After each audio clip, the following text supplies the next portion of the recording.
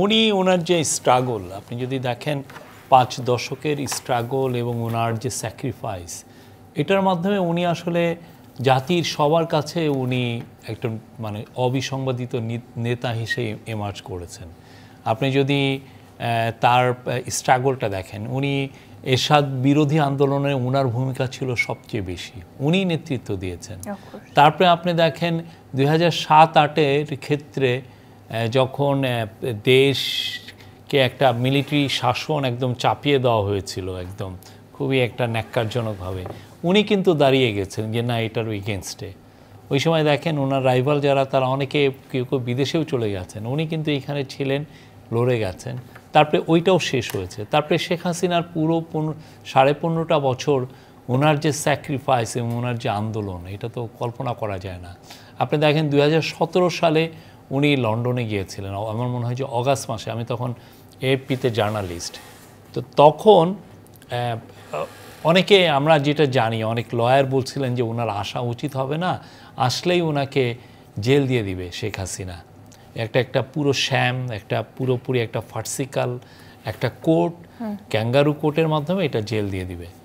কিন্তু উনি কিন্তু ফিরে আসছেন, ওনার কোনো ভয় ডর এগুলো নাই, কারণ উনি ওনার পিপলের কাছে ফিরে এসছেন। দেখেন তারপরে ওনাকে জেল দেওয়া হলো, একটা এমন একটা জায়গায় রাখা হলো, ওনার যে পুরো যে শরীরটা খারাপ হলো তো ওইখানে জেলের মধ্যে। তো ফলে তারপরে ওনার জিনিস পায়, তারপরে উনি কিন্তু লড়ে গেছেন, এবং শেষে যেটা জুলাই আগস্টে যে আন্দোলন হলো, সেটার মূল ইন্সপিরেশন ছিলেন উনি। ফলে উনি এখন, আমি বলবো যে এক ধরনের জাতীয় নেত্রী হিসাবে এমার্জ করেছেন আমাদের। তো সেই জায়গার থেকে আমি বলবো যে মানে ওনার সুস্থ থাকাটা খুবই প্রয়োজন। আমরা সবাই মিলে দোয়া করি আল্লাহ যেন ওনাকে আরোগ্য দান করেন, উনি যেন খুব দ্রুত আমাদের মধ্যে ফিরে আসেন। আমরা আজকে যে উই আর ডুইং ফাইন। আমাদের 3টা তো মেন কাজ ছিল, একটা হলো রিফর্ম, আর একটা হচ্ছে ট্রায়াল, এবং আর একটা হচ্ছে হলো ইলেকশন। ইলেকশনের কাজগুলো কি হচ্ছে আপনারা প্রতিদিনই শুনছেন, আমরা প্রতিদিনই কিন্তু প্রেস কনফারেন্স করছি, আপডেট দিচ্ছি, সব কাজগুলো জানা যাচ্ছে। আর রিফর্মের কাজগুলো জুলাই চার্টারের মাধ্যমে অনেকাংশ হয়েছে।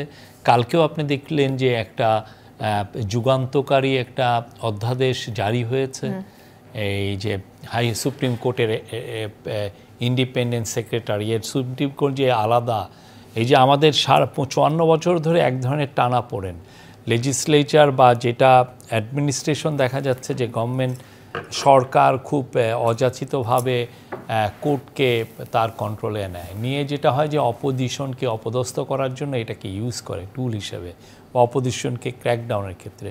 আমরা এসে এটাকে টোটালি মানে supreme court should be run by supreme court secretariat, supreme court led by the chief adviser. এইটা কালকে অধ্যাদেশ হলো, খুবই ইম্পর্টেন্ট একটা অধ্যাদেশ। এটা একটা আমরা যেই লগুলো এই ইন্টারিম গভর্নমেন্ট লগুলো করলো, যেগুলো রিফর্ম আসলো, তার মধ্যে একটা অন্যতম। এই ধরনের তো অনেক অনেক কাজ হয়েছে, মানে এটা অগণিত, প্রত্যেকটা সেক্টরে অগণিত কাজ হয়েছে। প্রত্যেকটা সেক্টরে আমরা অ্যাকাউন্টেবিলিটি আনার চেষ্টা করেছি, জনবান্ধব ল করার চেষ্টা করা হয়েছে, এবং যাতে বাংলাদেশের মানুষ এমন একটা গভর্নমেন্ট পায় যে গভর্নমেন্ট আসলে প্রো পিপল হতে বাধ্য। ওকে, সো আর হচ্ছে লাস্ট যে কাজটা, সেটা হচ্ছে যে বিচার। আপনারা দেখেছেন বিচারের কাজটা শুরু হয়েছে। শেখ হাসিনার অলরেডি অ্যাটলিস্ট 3টা কেসে শেখ হাসিনার রায় হয়েছে। একটাতে উনি যাবজ্জীবন, একটাই উনি মৃত্যুদণ্ড পেয়েছেন, 2টা মৃত্যুদণ্ড পেয়েছেন, একটা মনে হয়, আর একটা মৃত্যুদণ্ড পেয়েছেন, আর একটায় উনি 21 বছর একটা জেল পেয়েছেন, এবং এই যে আজকেও আপনি দেখেন একটা 5 বছরের জেল হয়েছে।